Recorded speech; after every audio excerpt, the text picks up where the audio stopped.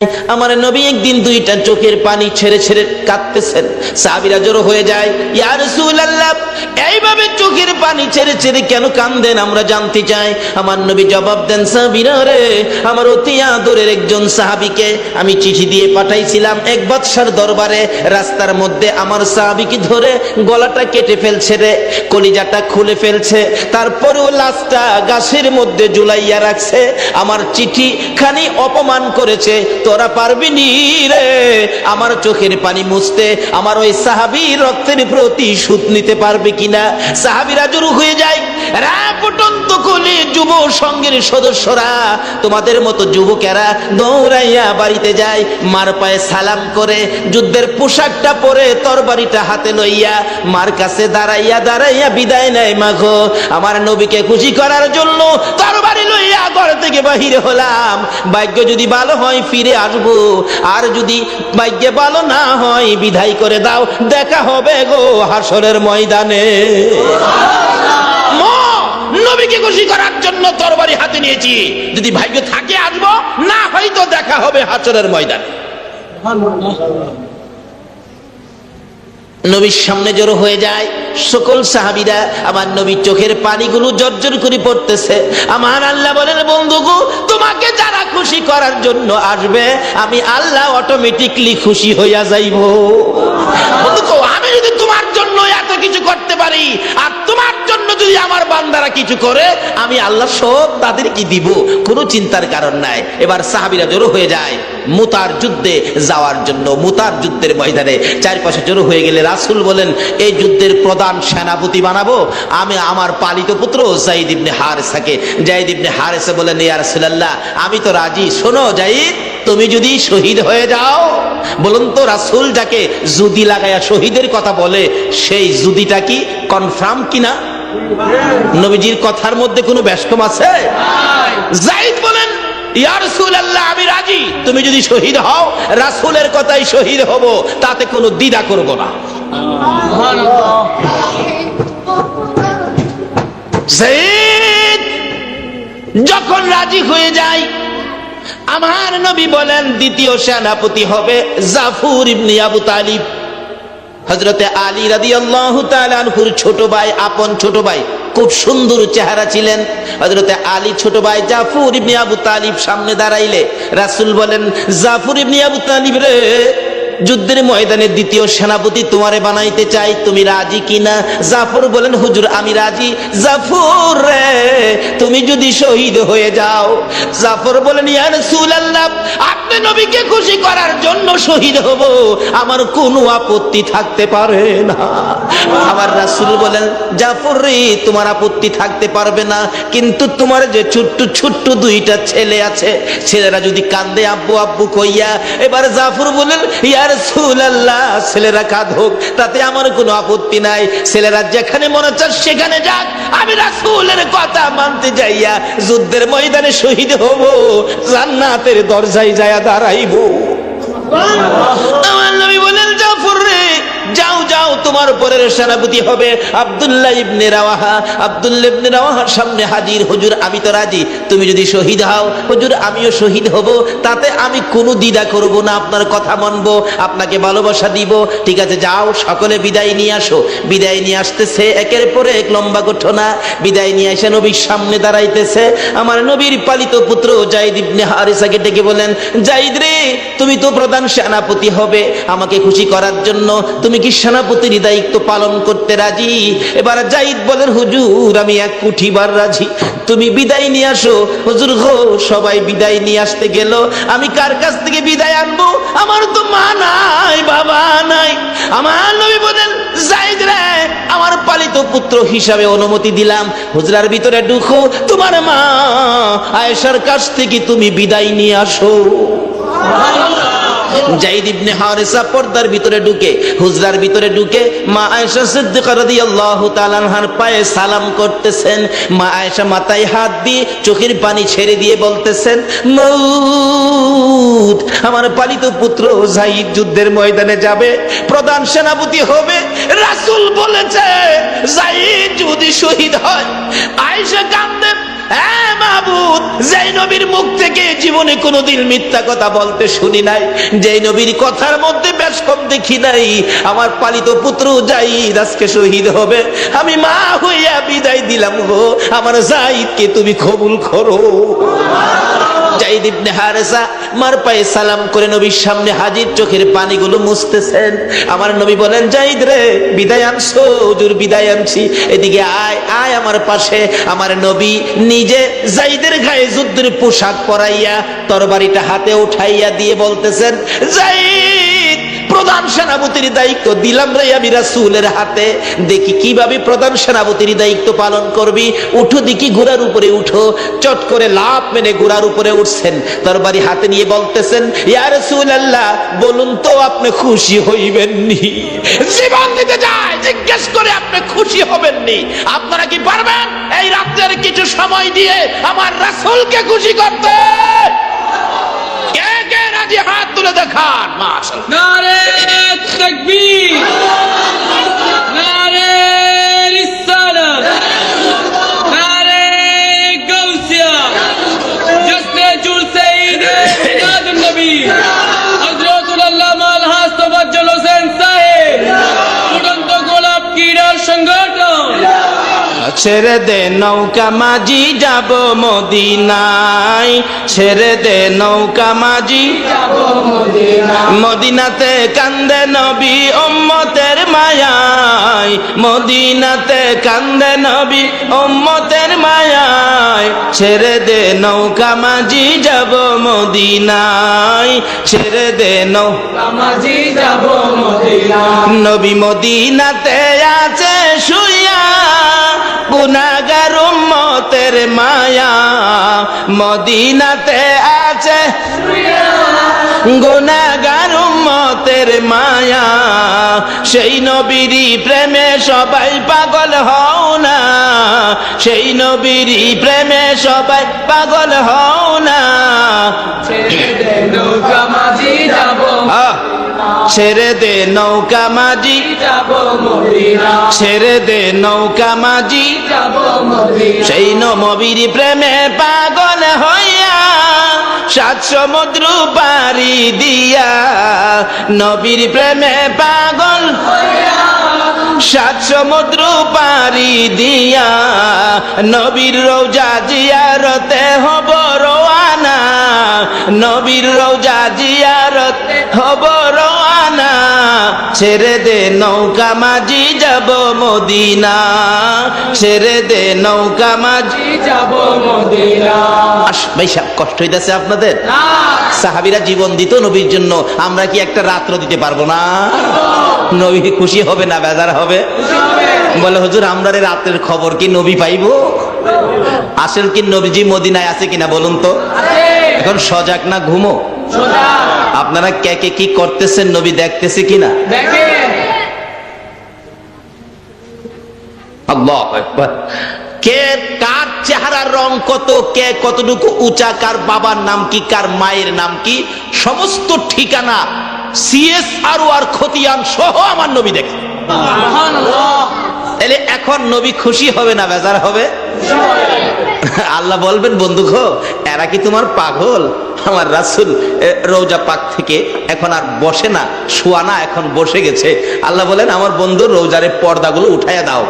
রাসূল এখন বাংলাদেশের দিকে তাকিয়ে আছে। এই ফুটন্ত কলি সোনার ছেলেদের আয়োজনের এই মাহফিলের দিকে তাকিয়ে রাসূল দুইটা হাত বাড়ায় ডাকতেছে, প্রভু গো, আমার এই পাগলদেরকে কি তুমি মাপ দিবা না? আমার আল্লাহ বলতেছেন, বন্ধু গো, যাদের জন্য তুমি মাপ চাও, এটা কি আমি ফিরাইতে পারি? যাও, তোমার চাওয়া মাফ আমি কবুল করে নিলাম। জোরে জোরে কোন সুবহানাল্লাহ। এই মাপ রাসূল যদি আমাদের জন্য আল্লাহর দরবারে দরখাস্ত করে মাপের জন্য, আল্লাহ মাফ করে দিবে। এই মাপ পাইছি কিনা এটাও তো বোঝা দরকার। ভাই সাহেব, মিথ্যা কথা কেন না, মাপ পায়া থাকলে মনটা শান্তি লাগবে, ভালো লাগবে, বসে থাকতে ইচ্ছা করবে। এখন কি আপনাদের অশান্তি লাগে নাকি শান্তি লাগে? বসে থাকতে ইচ্ছা হয় না? বাসায় যাইবেন গা? আচ্ছা, কে কে বাসায় যাইবেন গা? একটু হাত তুলে দেখান তো। একজনে হাত তুলছে, পিছনে যাইবো গা। আসলে এটা বুঝতে পারছে না কথাটা আর কি। কে কে বাসায় যাইবেন গা, এটা বলছিলাম আমি। কে কে বাসায় যাইবেন গা নবীর মহব্বত ছেড়ে দিয়ে, সেটা বলছিলাম। আছেন কেউ এখানে? নাই। কই যাবেন? এই বাসা বাড়ি কি আমরা? এই বাসা বাড়ির মধ্যে কত মানুষ আগে ছিল, এখন তারা কেউ নাই। আমরা যারা আছি আমরাও একদিন এই ফার্নিচার থাকবে, বিল্ডিং থাকবে, দোকান থাকবে, বাড়ি থাকবে, শুধুমাত্র মানুষ থাকবে না। কবি বলেন, ইয়ে হাম সব মুসাফির হ্যাঁ ওহি আখের ঠিকানা, কোই আগে রওয়ানা হ্যাঁ কোই পিছে রওয়ানা। আমরা যেখানে আছি, যেই যত মজবুত করে বিল্ডিং বানান না কেন, আল্লাহ বলে এটা মুসাফির খানা। বানাইতেছো তুমি, তুমি কতদিন থাকবে? তোমার পরের হেরা আইতেছে। বলে হুজুর কোন কি বাস্তবে নিবেন? আসেন, যাদের 4 বছরের বাচ্চা আছে, 3.5 বছর, 4.5 বছরের বাচ্চা আছে, রাত্রে আজকে রাত্রে ঘুমের থেকে উঠাইয়া, 5 তলা বিল্ডিং করছেন তো, ঘুম থেকে উঠাইয়া ডাইকা টাইনা কুলে উঠাইয়া বলবেন, আব্বু বলো তো এই বিল্ডিংটা কার? দেখবেন বাচ্চাটা আপনার কুলে থেকে বলবে বিল্ডিং আমার। বলো তো এই সেগুন কাঠের বক্স খাট এটা কার? দেখবেন বাচ্চা বলবে আমার। আপনি বললেন, হ্যাঁ বেটা আমার রোজগারের পয়সা দিয়ে বানাইলাম বিল্ডিং, খাট পালং ফার্নিচার, তোর হইলো কিভাবে? বাচ্চা দেখবেন আপনার কুলে থেকেই বলবে, ও আমার দি। এটা প্রমাণ করেন। আল্লাহ বলেন, এখনই তোর বাচ্চা তোর কুলে থেকে কয় তুই যেটা বানাইছস এইটা বলে হ্যাঁ।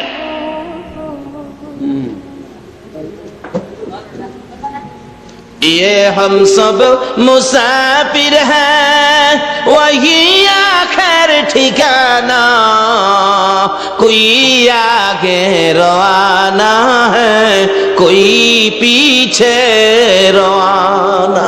আমরা যেখানে আছি এটা হলো একটা স্টেশনের প্ল্যাটফর্মের মতো, বাস স্ট্যান্ডের যাত্রী ছাউনির মতো। যে যা বানাইতেছেন এটা যাত্রী ছাউনি।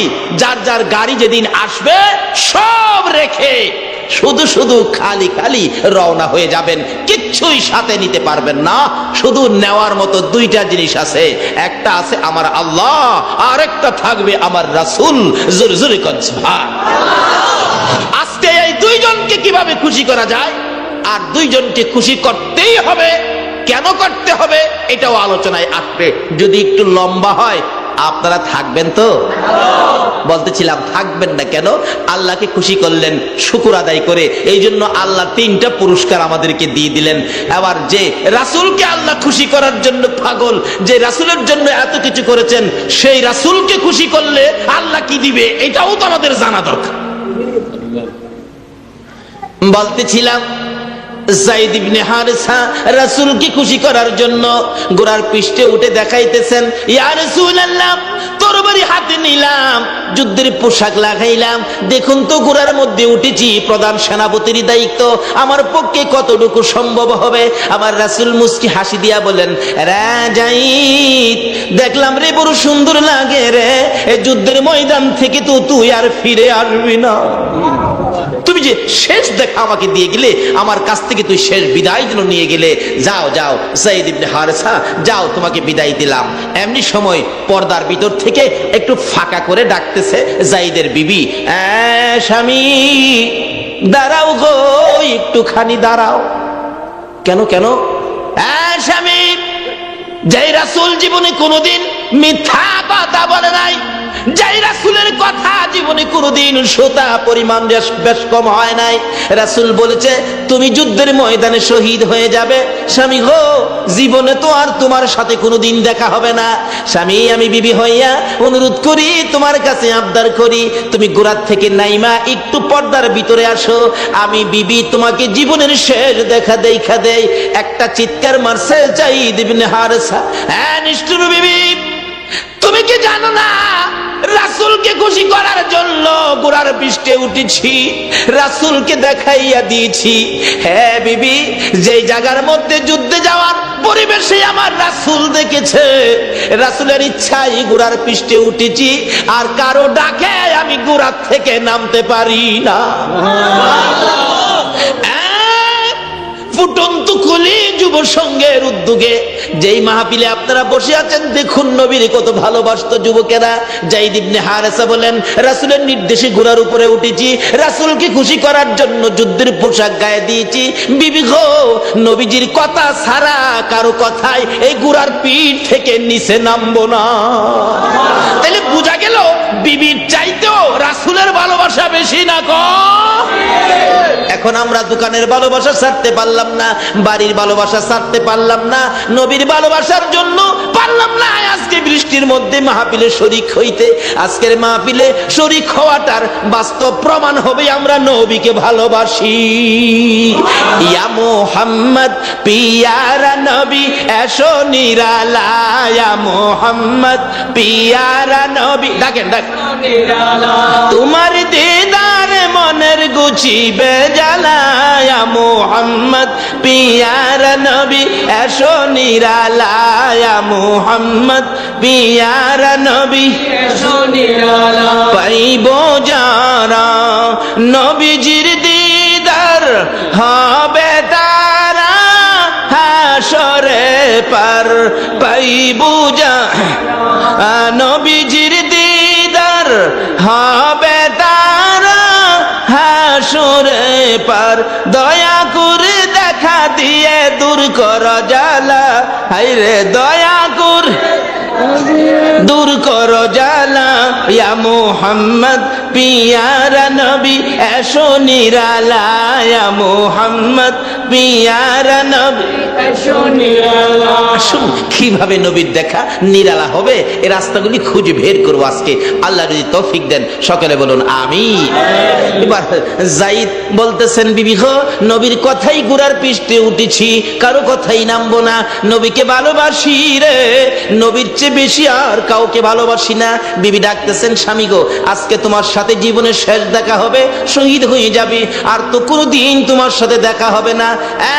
স্বামী, ঘোড়া থেকে যদি না নামো, মুখোশটা মুখের মধ্যে লাগিয়ে রাখছো, মুখোশটা পরেছো, মুখোশটা একটু সরিয়ে দাও, আমি তোমাকে এই ঘোড়ার উপরে রাইখা জীবনের শেষ দেখা দেই।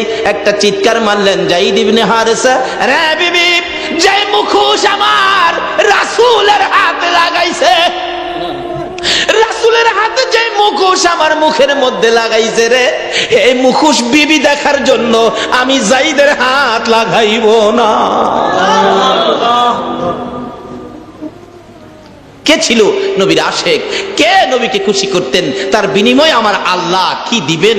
আল্লাহু আকবার। আসুন, সামনে বাড়ি লম্বা হয়ে যাচ্ছে, কষ্ট হবে না তো আপনাদের? আর কি, রাত্র তো এটাই, কালকে তো এখানে আপনারা কেউ আসবেন না, কালকে এখানে কেউ থাকবেন না, আমিও আসবো না। কাজী একটা রাত্র যখন জীবনের হায়াতের মধ্যে নবীর প্রেমে সময় দেওয়ার জন্য আল্লাহ কবুল করেছেন, আরো তো বহুত মানুষ আছে এই এলাকার মানুষ, তারা তো আসতে পারলো না। আল্লাহ যে আপনাদেরকে কবুল করেছেন, বাস্তব পক্ষে শুকরিয়ার ব্যাপার। আল্লাহ আমাদেরকে কবুল করেছেন। একটু সময়, একটা রাত্রে, কালকে আর আপনাকে বলা হবে না। কাজী আপনার ভাগ্য ভালো হবে। কি ভালো হবে? আখিরি মনাদাতে নিজেরাই টের পাবেন, নিয়ে আমাকে বলতে হবে না, নিজেরাই টের পাবেন আপনারা কি কি পাইছেন আজকের মাহফিলে। সেজন্য বলছি, একটু কষ্ট হইলেও বসুন, আর একটু মহব্বতে দরুদ শরীফ পড়ুন। আগে বাড়তেছে আল্লাহুম্মা সাল্লি মুহাম্মাদ, আল্লাহুম্মা সাল্লি সারা গরম না, গরম চালিয়ে দেব। মাদানা বিয়ানা মাওলানা মুহাম্মাদানা, নাম হলো পুরান্ত গোলাপ,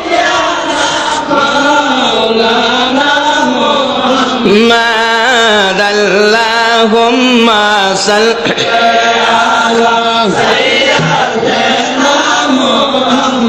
আহারে পাশান হৃদয় নবীর জন্য কান্দনা,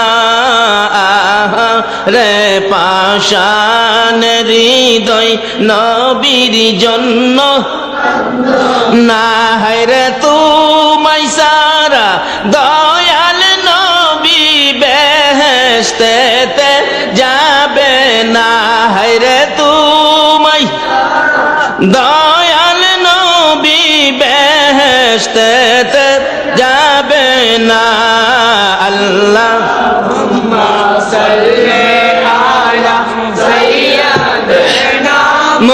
মুহাম্মদ আল্লাহুম্মা সাল্লি আলা সাইয়্যিদিনা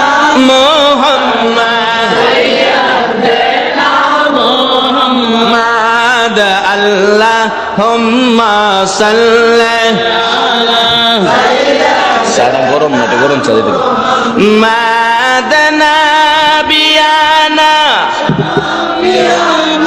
মাওলানা মুহাম্মাদানা যার নাম হলো ফুরৌতে গোলাপ মাওলানা মুহাম্মাদ আল্লাহুম্মা সাল্লি আলা সাইয়্যিদিনা মুহাম্মাদ আহারে পাষাণ হৃদয় নবীর জন্য কান্দ না রে পাষাণ হৃদয় নবীর জন্য না হায়রে তোমায় সারা দয়াল নবী বেহেশতেতে যাবে না হায়রে তোমায় দয়াল নবী বেহেশতেতে যাবে না আল্লাহ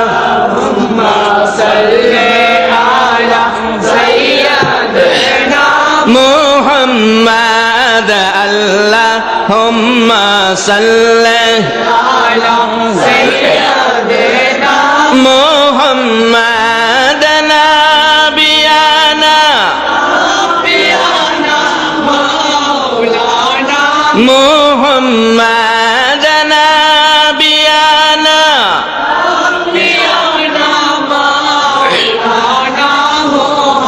বালাগাল উলা বিকামালিহি কাশাফাদ দুজা বিজামালিহি আসনাত জামিউ খিসালিহি সাল্লাল্লাহু আলাইহি বলতেছিলাম নবীকে খুশি করার জন্য যাই তৈরি হয়ে যায় দুনিয়ার কারো কথা মানতে রাজি না নবীর কথাই মানবো কেন নবীকে খুশি করার জন্য দ্বিতীয় সেনাপতি হযরতে জাফর ইবনে আবু তালিব বাড়িতে যায় জীবনের শেষ বিদায় নিবে দুইটা বাচ্চা দৌড়ায় কাছে আসছে আব্বু কোথায় যাবেন কিসের জন্য তৈয়ার হচ্ছেন বাচ্চা দুইটার দিকে তাকায় না না জানি মায়া হইয়া যা বিবি পাশে দাঁড়াইয়া বলেন স্বামী গো অন্যদিন কোথাও গেলে বাচ্চাদের মাথায় হাত বুলান বাচ্চার দুই গালে চুমা দেন বাচ্চাদেরকে আদর করে জিজ্ঞেস করেন কি আনবো কি খাইবা কি তোমাদের দরকার আজকে কেন বাচ্চাদের দিকে তাকান না বাচ্চার মাথায় হাত বুলান না বাচ্চাদের দুই গালে চুমো দেন না হযরতে জাফর ইবনে আবু তালিব বলেন বিবি কোনো প্রশ্ন করবে না আমি রাসূলকে খুশি করার জন্য রওনা হয়েছি যুদ্ধের ময়দানে যাবরে বিবি কোনো প্রশ্ন আমাকে করবে না জাফর ইবনে আবু তালিবের বিবি বুঝি ফেললেন এবার বুঝি কঠিন সমস্যা হতে পারে ও স্বামী আসুন আপনাকে নিয়ে একটু দোয়া করি কি দোয়া করবি হ্যাঁ স্বামী প্রত্যেক যুদ্ধে যাওয়ার সময় আপনি দোয়া করেন আর আমি আমিন আমিন বলি আজকে একটা শর্ত আমি বিবি দোয়া করব আপনি আমিন বলবেন ঠিক আছে দুইটা বাচ্চা জাফর ইবনে আবু তালিবের দুই পাশে বসে বাবার সাথে কচি দুইটা হাত বাড়াইয়া দিছে জাফর ইবনে আবু তালিব একবার ডান দিকে চায় আবার বাম দিকে চায় মউত এই কচি হাত আর তো বাবার সাথে বাড়াইতে পারবে না এই কচি কচি বাচ্চারা জীবনে তো আর কোনোদিন বাবা কইয়া ডাকতে পারবে না মাবুদ গো তাতে আমার কোনো দুঃখ নাই আমি কি তোমার রাসূল খুশি করতে পারবো কচি কচি বাচ্চা ফালাইয়া যায় যুদ্ধের ময়দানে রাসূলকে খুশি করার জন্য।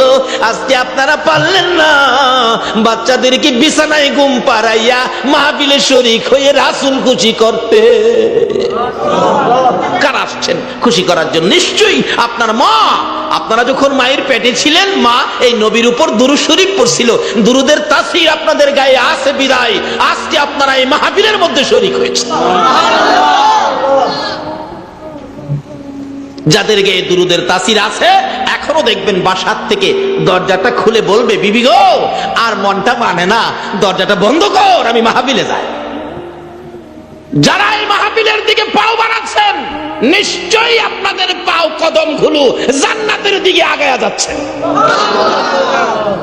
বলতেছিলাম জাফর ইবনে আবু তালিব বলেন, বিবি দোয়া করো। বিবি অনেক কিছু বললেন, শেষকালীন শেষ মুহূর্তে বলতে চাইতেছেন, আমার স্বামীকে যুদ্ধের ময়দান থেকে বীর বিক্রমের মতো যুদ্ধ করাইয়া আবার বাড়িতে ফিরাইয়া দিও। এই কথাটা বলার আগে হযরতে জাফর ইবনে আবু তালিব বিবির হাতে তরবারি দিয়ে আঘাত করে বলেছে, বিবি রে এই দোয়া করিস না, রাসূল বলেছে আমি যুদ্ধের ময়দানে শহীদ হব রে, আমার পরের সেনাপতি হবে আব্দুল্লাহ ইবনে রাওয়াহা। এই দোয়া যদি সমস্ত পৃথিবীর মানুষে করে ফিরে আসার জন্য, এই দোয়া আমার আল্লাহর দরবারে কবুল হবে না।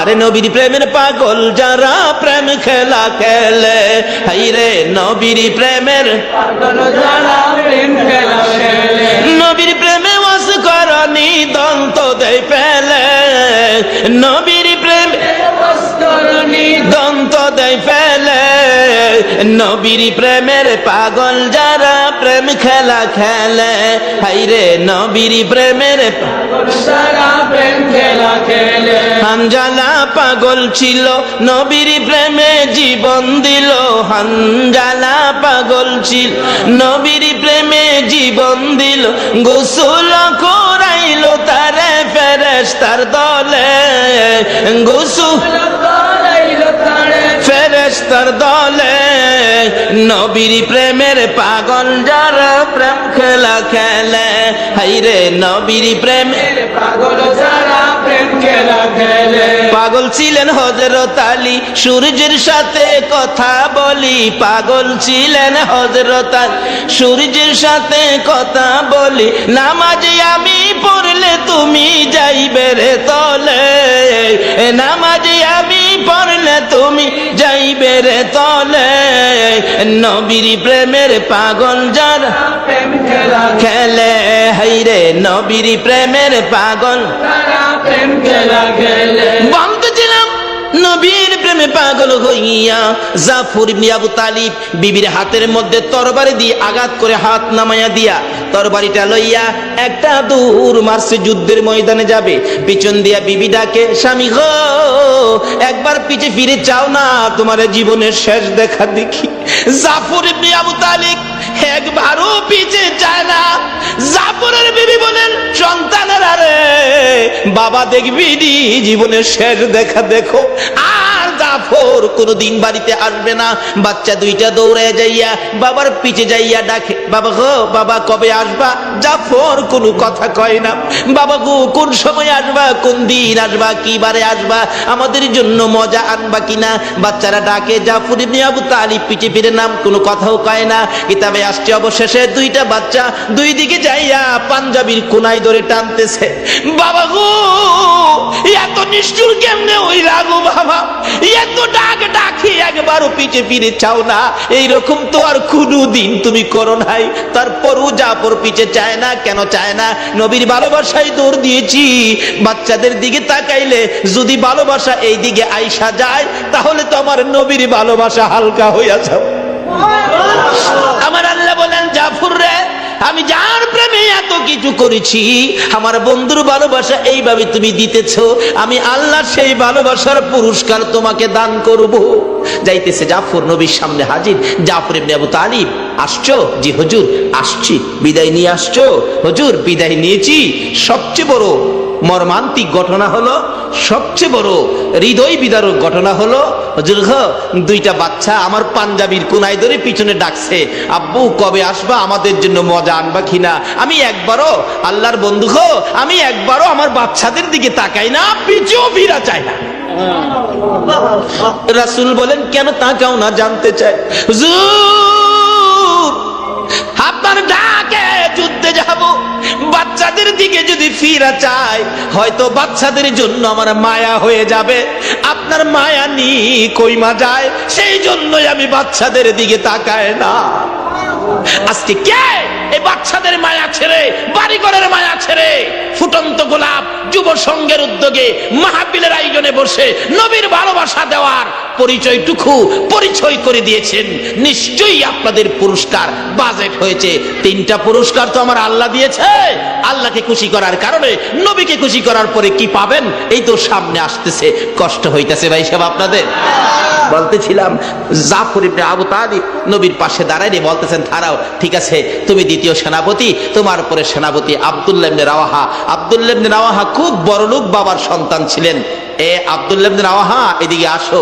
কি সবে মাত্র নতুন বিবাহ করেছিলেন, তুমি বিদায় নিয়ে আসছো? জি হুজুর, আমিও বিদায় নিয়ে আসছি। যাও, যুদ্ধে যাও। যুদ্ধ শুরু হয়ে যায়। মুতার যুদ্ধের ঘটনা। যুদ্ধ করতে করতে কাফের বেঈমানেরা এমন আক্রমণ শুরু করে দিলেন, যায়েদ ইবনে হারেসা শহীদ হয়ে যায়।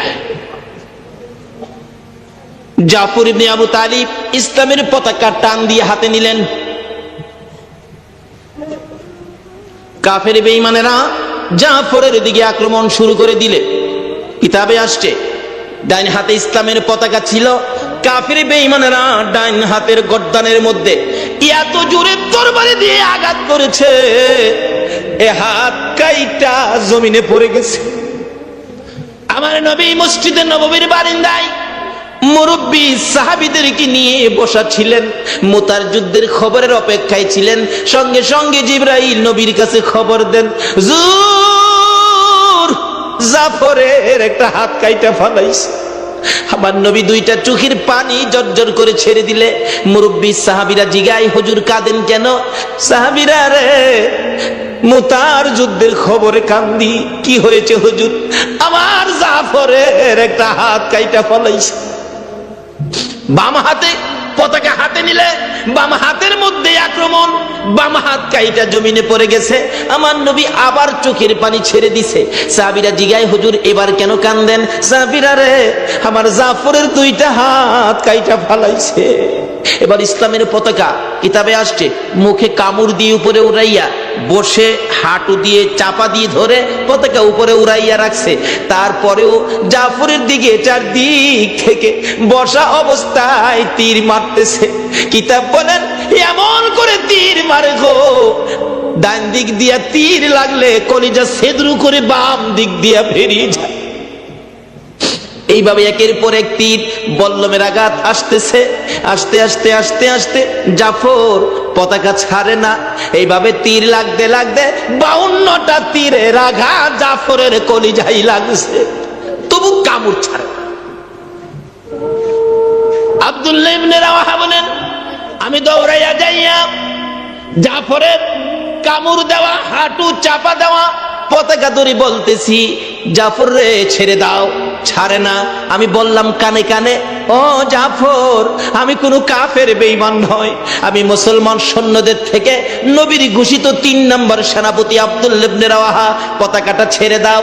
এবার আব্দুল্লাহ ইবনে রাওয়াহা বলেন, পতাকার মধ্যে ধরে এই পরিচয় টুকুন দেওয়ার পরে সঙ্গে সঙ্গে মুখের কামড় ছুটে গেল, হাঁটুর চাপা ছেড়ে দিল, চিত হয়ে জাফর জমিনে পড়ে গেল। আমি পতাকা হাতে নিয়ে নিলাম।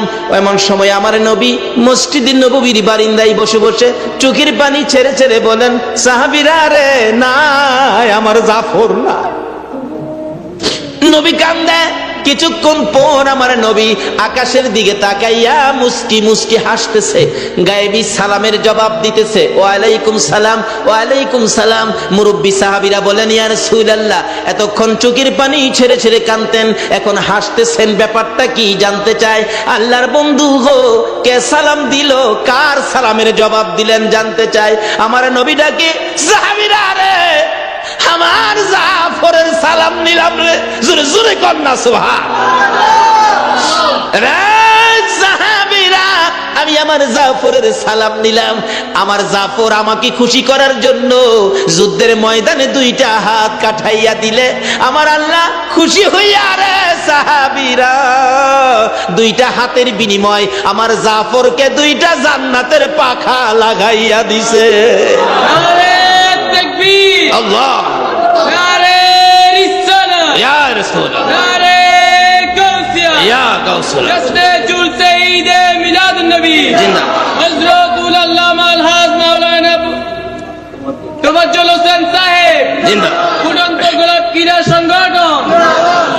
বলতেছিলাম, আমার নবী বলেন, সাহাবীরা রে, আমার জাফর দুইটা হাত আমাকে খুশি করার জন্য যুদ্ধে কাঠাইয়া দেওয়ার কারণে আমার আল্লাহ আমার জাফরকে জান্নাতি দুইটা পাখা লাগাইয়া দিছে। আমার জাফর ওই জান্নাতি পাখা দিয়ে 70,000 ফেরেশতার সঙ্গী হইয়া, রে সাহাবীরা, উইরা উইরা আমার জাফর আল্লাহর জান্নাতে যাইতেছে। যাওয়ার আগে আকাশ থেকে রে আমি রাসূলকে সালাম জানাইয়া দিছে। বলতেছিলাম যে নবীর ভালোবাসায়, যে নবীকে খুশি করার জন্য দুইটা হাত কাঠাইয়া দিলে আমার আল্লাহ জান্নাতের পাখা লাগাইয়া দেয়। এই নবীর ভালোবাসা দিলে লাভ হবে না লস হবে? দিতে হবে, লাভ হবে। কেন? এই লাভ আমাদের দরকার আছে। আল্লাহকে খুশি করতে হবে, রাসূলকে খুশি করতে হবে। এর মধ্যে ওয়াজ করতে গেলে সারা রাত্রের দরকার। আমি আমার আলোচনা যেদিকে করেছি ওইদিকে আলোচনায় যেতে হবে। আসুন আগে বাড়ি, আমি আমার মেন আলোচনায় যাই। আমরা প্রথম খুশি করেছি আল্লাহকে, কি বলে? আল্লাহর শুকর আদায় করে। দ্বিতীয় নম্বরে খুশি করার চেষ্টা করেছি রাসূলকে, কি করে? যেইভাবে সাহাবারা জীবন দিয়েছে, আমরা জীবন দেওয়ার পরিবেশ নাই বিধায় আমরা রাত্র দিয়ে হলো রাসূলকে খুশি করব। এই আশা আপনাদের মনে আছে কিনা বলুন তো? আসুন আল্লাহ রাসূলকে খুশি করে কি পুরস্কার টুকুন আমরা নিব। কেন নিতে হবে? আমরা যে একদিন এই দেশ থেকে বিদায় হতে হবে, এই দেশে যে আমরা কেউ থাকবো না, একদিন মাটির সাথে মিশে যাব। সেই জন্য আল্লাহ রাসূলকে খুশি করে যেন আমরা দুনিয়া থেকে যেতে পারি। কিভাবে যাব এটা বোঝার জন্য আলোচনায় যাচ্ছি সামনে। মহব্বতে আর একটু দুরূদ শরীফ পড়ুন। এখন আমি আমার মেন আলোচনায় চলে যাব। আল্লাহুম্মা সাল্লি মুহাম্মাদ, আল্লাহুম্মা সাল্লি